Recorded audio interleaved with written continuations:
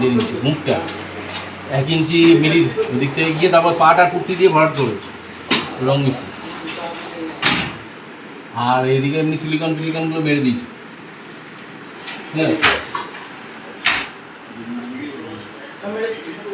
হ্যাঁ এবার নিজে হ্যাঁ ওটা সামনে পেছে হয়নি, পিছনে পেছে হয়েছে। ওই নিচেরটা সামনে পেছে এরকম ঢালের মতন করা আছে, হচ্ছে না ফাঁকা ভাড়া পুরো স্ক্রু মারা যাবে না, মানে স্ক্রু টাইট হয়ে যাবে না, মালগুলো মানে প্লাস্টারটা ভালো করে হবে। ওই একটুখানি 1 ইঞ্চি ভিতরে ঢুকিয়ে